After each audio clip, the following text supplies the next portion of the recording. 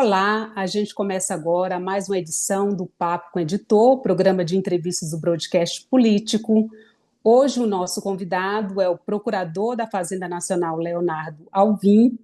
A gente vai conversar aí sobre segurança jurídica no ambiente tributário.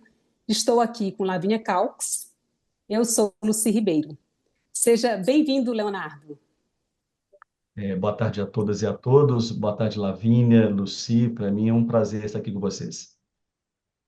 Doutor Leonardo, vamos primeiro entender o trabalho que o senhor está liderando aí à frente dessa equipe, né?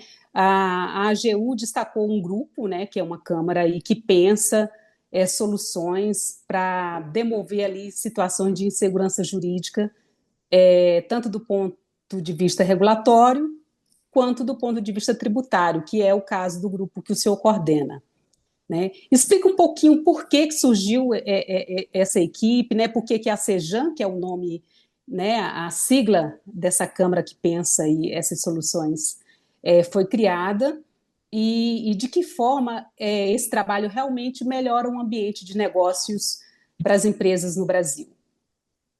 Bom, houve um trabalho realizado pelo INSPER, contratado pelo CNJ, chamado Diagnóstico de Contencioso Judicial Tributário. Então, o CNJ contratou o INSPER para fazer uma pesquisa, e durante essa pesquisa, 16 estados, 16 capitais e a própria União, eles foram perguntados se haveria mais de um órgão com competência para fazer interpretação e formulação de legislação tributária naquele ente federativo. E aí, olha que coisa interessante, todos os 16 estados, 16 capitais e estados e a União Federal disseram, tem mais de um. Na União, por exemplo, a gente pode dizer que talvez tenha quatro que tenham essa mesma competência. A gente tem competência na AGU, na PGFN, na Receita Federal e às vezes até a SAGE da Presidência da República manifesta em matéria tributária. E a gente viu que tinha uma segunda pergunta nesse diagnóstico de contencioso tributário do CNJ. Eles perguntaram o seguinte, tá, mas e o coitado do contribuinte? Se houver, por exemplo, uma divergência interpretativa, existe alguma regra de governança para que esses órgãos com a mesma competência sobreposta no ente federativo possam se harmonizar? E aí, nenhum ente federativo do Brasil tem regra de governança para fazer isso. Na prática, o que acontece muitas vezes é que o contribuinte tem, às vezes, por exemplo, no âmbito federal, uma resposta da Receita Federal diferente da passo, e a gente criou, no âmbito da Advocacia Geral da União, uma Câmara de Segurança Jurídica em que entidades confederativas, de trabalhadores, sociais diversas, para que elas nos demandassem apontando tanto divergências interpretativas quanto erros interpretativos no âmbito da administração pública federal. Com o passar do tempo, isso foi se expandindo e hoje a gente tem também a companhia dos procuradores dos estados do Brasil inteiro. Existe um Colégio Nacional de Procuradores Gerais dos Estados, que é chamado de COMPEG, e esse COMPEG também integra hoje essa Câmara, então dúvidas desse sentido, também estaduais, elas estão dentro da CEJAN também. Tá, então surgiu para unificar aí a resposta nesse campo. Mas é só o governo federal ou é Brasil inteiro? Como é que funciona?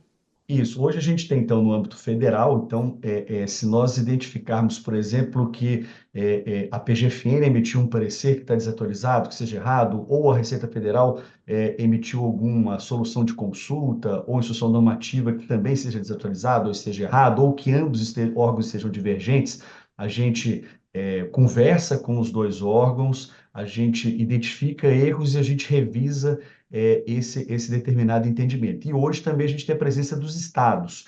Então, com a presença do COMPEG, hoje também já é demandado o COMPEG para resolver dúvidas interpretativas desse mesmo teor no âmbito estadual. Então, não só todos os tributos federais, como todos os tributos estaduais, a gente conversa e tenta harmonizar, esclarecer, revisar interpretações no âmbito da CEJAM.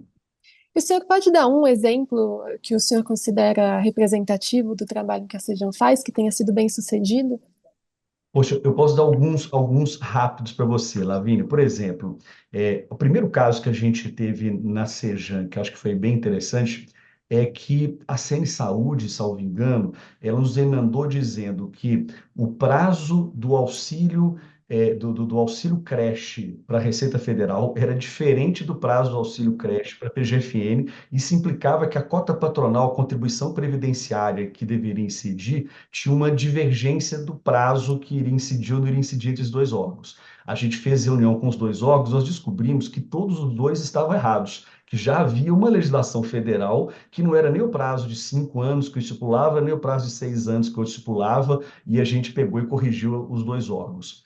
Então, foi um primeiro que a gente teve que foi muito interessante. O último, ontem, dando para vocês em primeira mão, ainda não formalizado, mas já posso dizer que vai acontecer, a gente teve uma demanda de entidades da saúde também preocupadas com o risco de perderem a isenção de RPJ e de CSLL, que está prevista na legislação federal.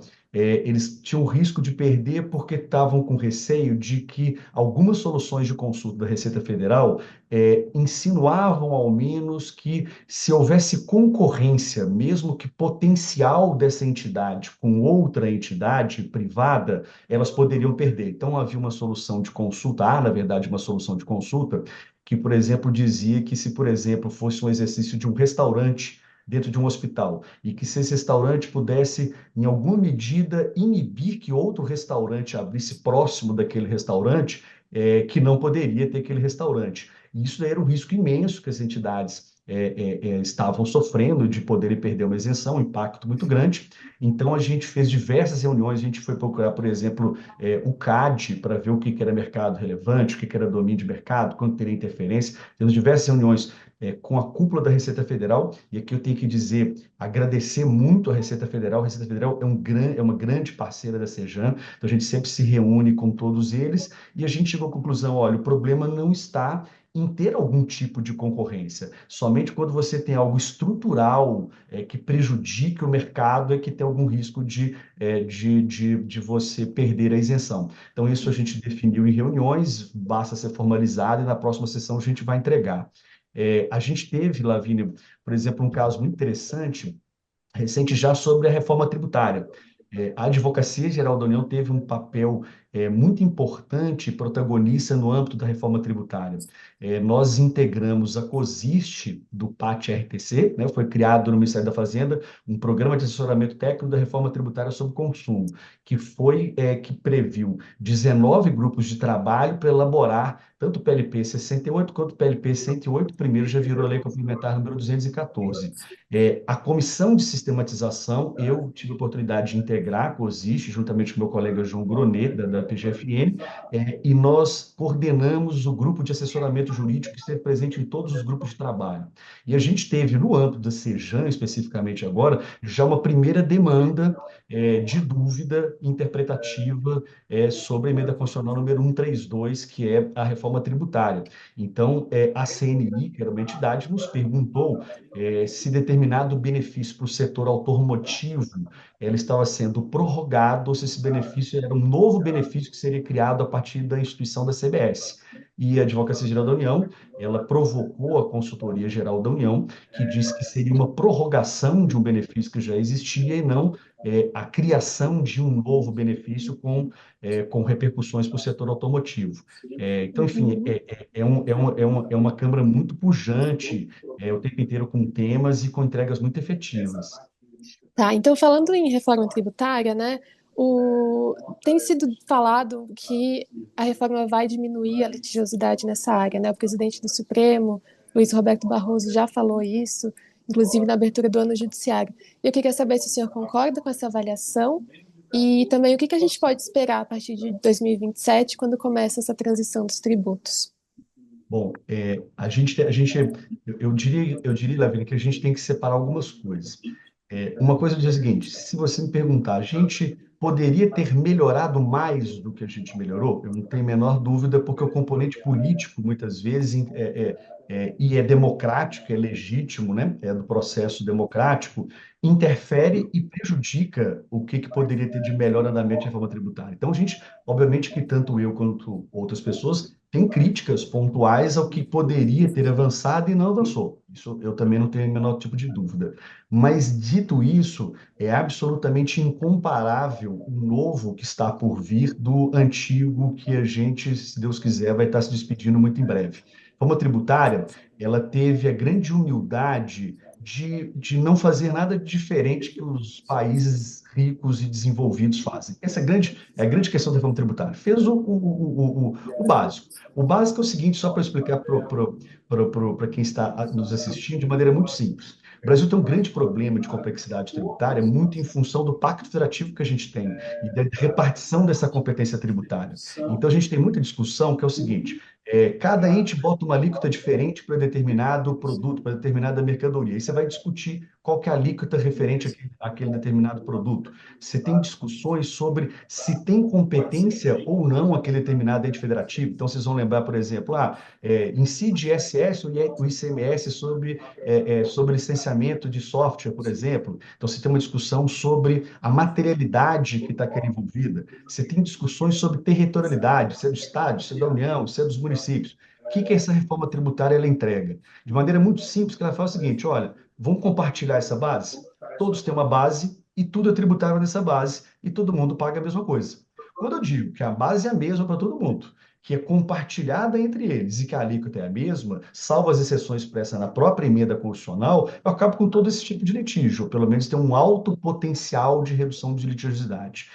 Eu participei de um evento, por exemplo, ano passado, que foi muito sintomático. Às vezes a gente ouve muitas críticas de advogados tributaristas que atuam em contencioso, mas quando a gente vai para o mercado, a perspectiva é muito diferente. Então, por exemplo, teve um evento que eu participei no Itaú, no ano passado, e que tinha uma presença de pessoas de Big Four, e todos eles muito otimistas quando conversam com investidores e com empresas estrangeiras de quanto que vai ser implementado, porque é uma linguagem que eles são habitualizados a trabalhar. Então, a Índia hoje tem IVA do formato que a gente está entregando, e outras coisas do gênero. Então, é claro que a gente está lidando com o Brasil, é claro que nós temos o maior contencioso tributário do mundo, mas a perspectiva é de uma melhora muito grande com essa reforma tributária. O senhor falou sobre a base de cálculo, né? E eu lembrei que já tem um PL, né, no Congresso, propondo a exclusão do IBS e do CBS, agora do cálculo do ICMS, né?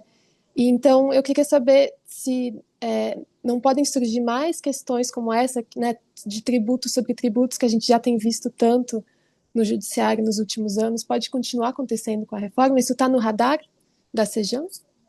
Isso é muito residual perto do contencioso que a gente tem hoje. Essa é uma discussão que você está mencionando, é uma discussão estadual, não é nenhuma discussão federal, para ver qual vai ser a base de cálculo do ICMS, e não dos tributos que estão sendo criados com a reforma tributária, que é IBS e CBS. Então, esses resquícios de talvez se discutir algum tipo de contencioso, eles vão existir. Mas eu digo, com implementação efetiva e total dos tributos da reforma tributária, eles não têm esse tipo de discussão. Não tem essa discussão se um vai estar na base de cálculo do outro, porque é um tributo que se calcula por fora, é muito fácil de calcular.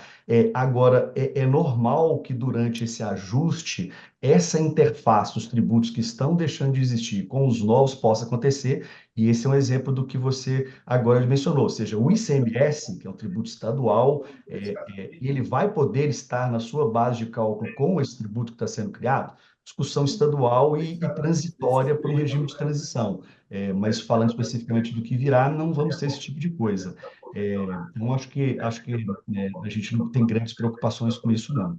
E quando a gente pensa em contencioso, Lavínia, eu tenho visto muito pouco se mencionar. Eu, particularmente, com receio do que é o produto Brasil, e do que é a capacidade de criação de teses, muito imaginária pela advocacia, eu tinha receio, talvez, de algo até mais agressivo e contundente em termos de ajuizamento de ações contra a reforma tributária, o que não está acontecendo. A gente teve só um ajuizamento de ação até hoje, que foi na semana passada, de uma ação direta de inconstitucionalidade, pontual e nada nevrálgica, nada central sobre os pilares da reforma tributária. No início se discutia muito sobre o comitê gestor, sobre pacto federativo, sobre o que dizia em tese até sobre a própria consolidade da emenda em si. E a gente viu que isso daí acabou não acontecendo, né? Doutor Leonardo, a reforma tributária também pode mexer, inclusive, no modo de análise aí das ações, dos casos, né? No ano passado, a AGU apresentou ao Supremo uma PEC, né? Ali sobre uma mini reforma do judiciário, para prever ali quem terá a competência de julgar ações envolvendo o IBS, a CBS, os novos tributos da reforma, né? Como é que está isso? Isso andou? O Supremo recebeu a proposta? Está sendo discutido? Vai ser formalizado no Congresso? Em que status está isso? Ótima pergunta sua, Luci. Vamos lá. A gente tem uma questão, e aí de novo, a gente tem sempre que tomar muito cuidado com a forma com que a gente está falando para não ser interpretado de maneira errada. Agora, a gente não está falando mais de volume de contencioso. Ponto. Eu disse, ó, a expectativa é de uma redução brutal de contencioso tributário no Brasil e os empresários vão agradecer muito se Deus quisesse acontecer essa redução de contencioso tributário. Um outro ponto dessas ações remanescentes, o pouco de ações que a gente acredita que vai existir, a gente acha que pode ter uma dificuldade maior no acesso jurisdicional ao contribuinte com a reforma tributária do que tem hoje, e eu vou tentar ser de um vocabulário muito fácil para ver se vocês entendem. A gente está mudando de um modelo de uma tributação muito focada na origem. O que é a origem? Onde está a empresa, para uma tributação que é no destino, que, aliás, é um dos pilares da reforma tributária, porque traz justiça tributária. Você vai tributar, o dinheiro vai estar onde está o consumidor, porque é um tributo sobre o consumo. Mas qual que é a repercussão processual disso? Vamos imaginar que a gente tem uma empresa em São Paulo. Essa empresa em São Paulo, ela vende bens e serviços para o Brasil inteiro. Tá? Ela vende bens e serviços para o Brasil inteiro. Cada estado e município do destino da operação desse bem e serviço passa a ser um sujeito ativo da relação jurídica tributária com essa empresa que está em São Paulo.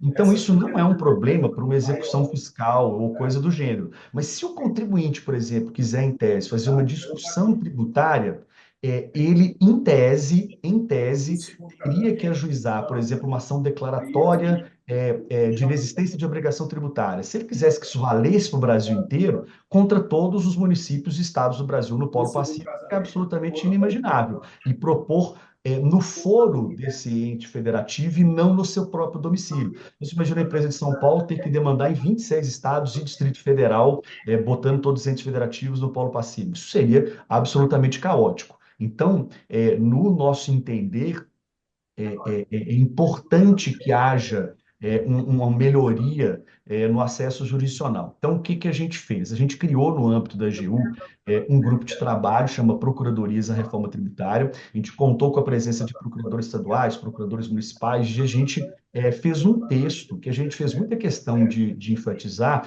que era uma proposta para que o próprio judiciário conversasse. Então, eu estive presente na ocasião com o ministro Jorge Messias, com o ministro Fernando Haddad, com o ministro entregando ao ministro Barroso essa sugestão de texto. Depois disso, se pergunta o que foi o desdobramento depois daquilo. A gente houve, por exemplo, talvez por ruído ou falta de comunicação, alguns desentendimentos com a magistratura e a gente foi conversando com a um. Então, eu, por exemplo, junto com outras pessoas, nós fizemos algumas, mais de uma, duas, três reuniões com o STJ, inclusive com o grupo de trabalho que foi criado no âmbito do STJ. Tive conversando com a ministra Regina Helena, tive conversando com o ministro Paulo Sérgio no âmbito do STJ. Eu tive no mês de dezembro, junto com a minha equipe, conversando com a JUF, dos juízes federais, para entender o que que a magistratura federal tem de ideias, e aí teve o desembargador de São Paulo, Renato Bech, nos acompanhando, o que que eles teriam de coisas para nos apresentar, para nos sugerir, e eu tenho uma reunião no início de março com o presidente da ANB, principalmente para entender também qual que é a opinião dos magistrados estaduais. A nossa ideia, e aí para ser trabalhada, a gente está construindo isso junto com a magistratura, nossa ideia é que tenha um foro nacional para que o contribuinte possa ajuizar a ação do lugar que ele quiser do país. Eu acho que é um ganha-ganha, sabe, Luci? Porque é uma proposta que ninguém perde. Ou seja, se o contribuinte puder ajuizar de qualquer lugar do Brasil, a gente evita um monte de problema. Por exemplo, a gente evita problemas de pagamento de precatório. de um determinado tribunal mandar outro estado a ter que fazer um pagamento de Mas prestação. isso está na PEC? Essa ideia está na PEC? Na verdade, não existe PEC. A gente nunca apresentou uma PEC. A gente apresentou uma sugestão ou proposta de PEC que nunca Ah, chegou a ser encaminhada para o Congresso Nacional. Então, antes de entendi. apresentar a PEC, a gente quer que ela esteja muito bem madura, com procuradores estaduais, procuradores municipais, com advocacia privada e com magistratura federal, estadual, STJ e STF. Por isso, nós batemos de porta em porta, no STF, no STJ, magistratura federal, magistratura estadual, procuradores estaduais, municipais, para que a gente tenha um texto que, de certa forma, chegue lá já bem redondo para o Congresso ter uma aceitação maior. Leonardo, a Lavínia vai fazer uma outra pergunta ainda de reforma, mas eu fiquei curiosa, que você foi bem enfático ao dizer que o contencioso tributário aí vai ser reduzido brutalmente. Foi esse o termo, né? Vocês já fizeram algum cálculo, alguma estimativa, ou é só sentimento com a reforma tributária? Por que que vai haver essa redução tão importante assim? Bom, bem legal. Vamos lá. Eu conheço somente duas pesquisas, no país, que foram feitas para mensurar o impacto da reforma tributária que foi feita e sua relação com o contencioso. Uma delas eu tive a oportunidade de participar e a outra eu conheço porque são amigos que trabalharam. Uma pesquisa, as duas pesquisas são do INSPER. Uma pesquisa, ela fez o seguinte, ela pegou qual que era quais eram as empresas de capital aberto e olhou nessas empresas de capital aberto, quais eram as demandas judiciais que elas tinham e mensurou qual que seria o impacto de redução desse contencioso tributário. E eu não vou saber de cabeça dessa pesquisa qual que foi, mas era um número muito alto. Eu participei, Lucy, de uma outra pesquisa sobre esse assunto que a gente fez o seguinte: nós pegamos todas as decisões do STF nos últimos 11 anos, todas as decisões. Então, nós filtramos lá, primeira turma, segunda turma, plenário, chegamos a um número de acordos, vimos que tinha algumas processos repetidos, que às vezes o mesmo processo está em outro grau, limpamos, algumas vezes a expressão tributária não era de processo tributário, chegamos a 257 decisões no âmbito do SF em matéria tributária. O que que nós fizemos? Nós separamos essas decisões judiciais por eixos temáticos. O que que a razão de discutir no STF estava ligada à discussão sobre qual é a alíquota correta? O que que era uma discussão sobre qual que é a base? Você tem competência ou não para tributar isso daqui que você está dizendo? O que que é mercadoria? O que que é serviço? O que que é produto industrializado?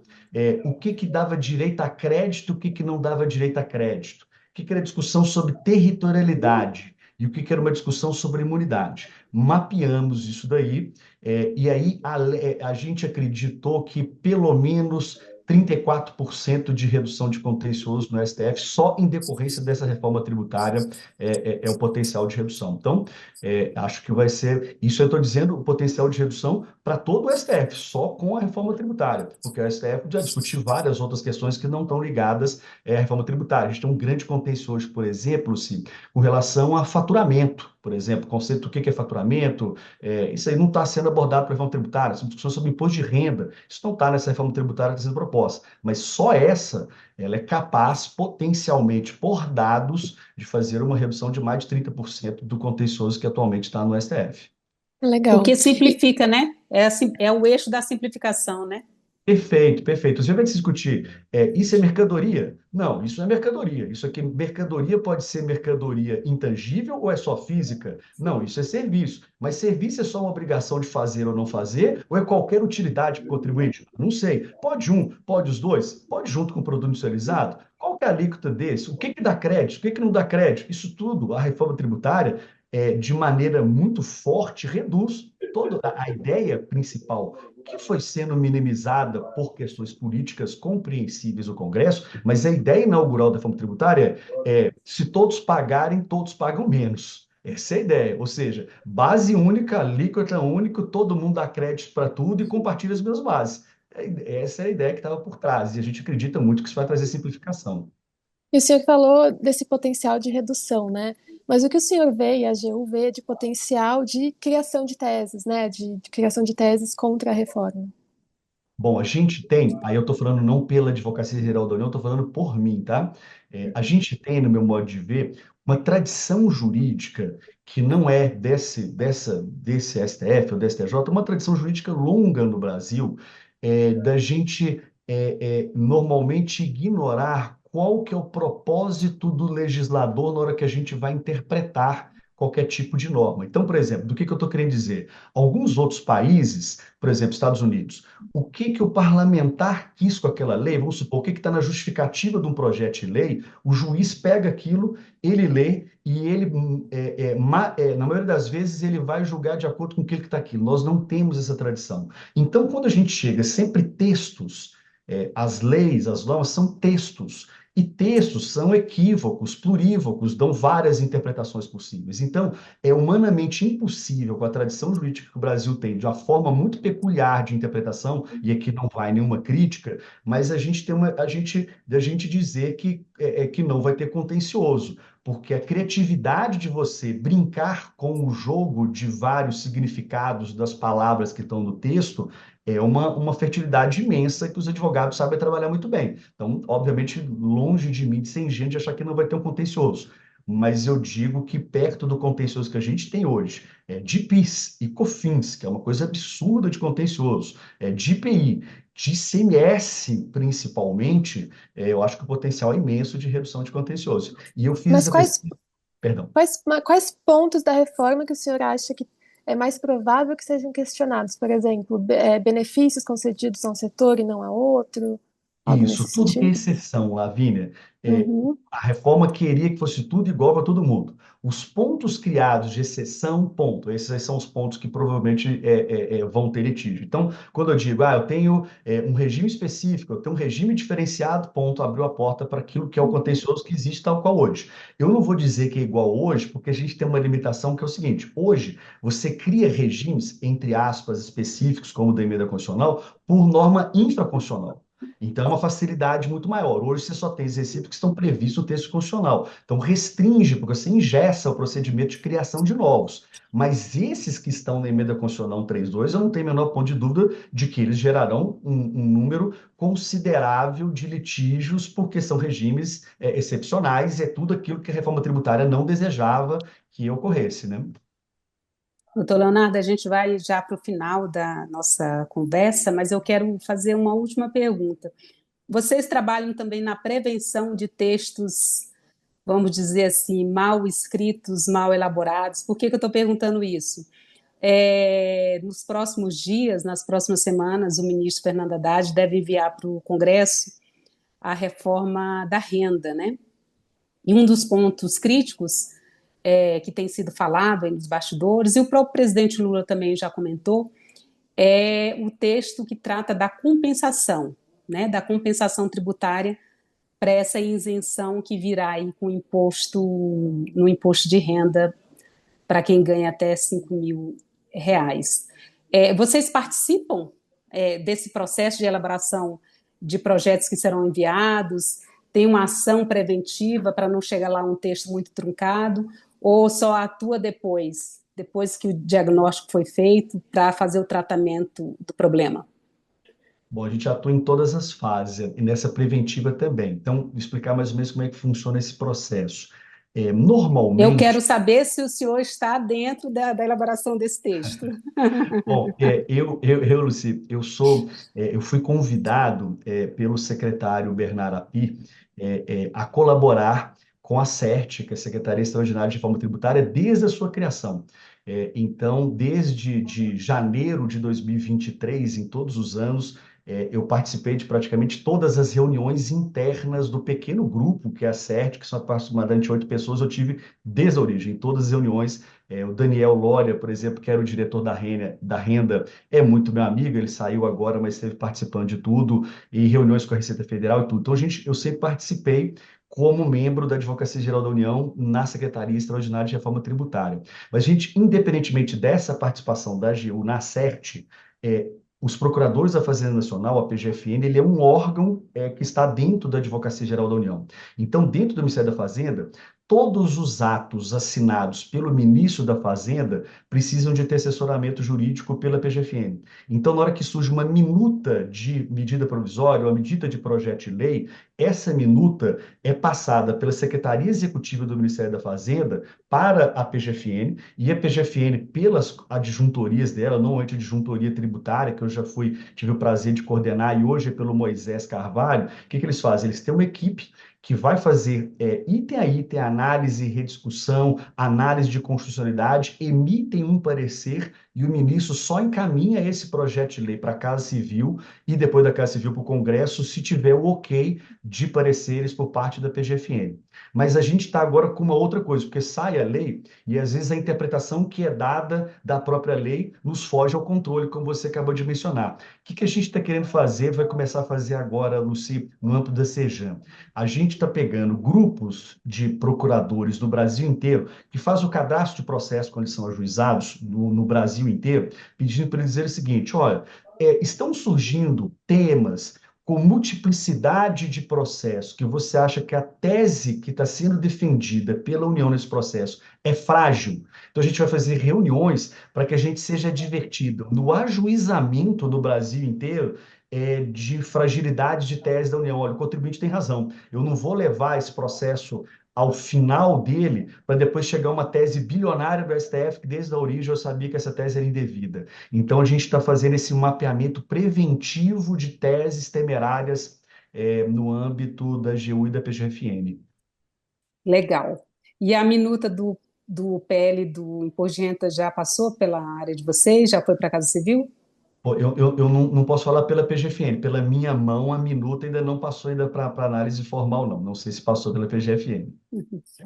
Então tá, doutor Leonardo Alvim, muito obrigada pela essa conversa. A gente fica por aqui.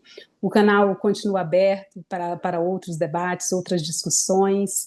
Obrigada a Lavínia Calques, que dividiu essa entrevista comigo, Carolina Guimarães, que está fazendo a ponte técnica, a ponte remota, e mais uma vez ao procurador da Fazenda Nacional, Leonardo Alvim, que dedicou esse tempo para conversar com a gente. Muito obrigada e até uma próxima edição do Papo com o Editor.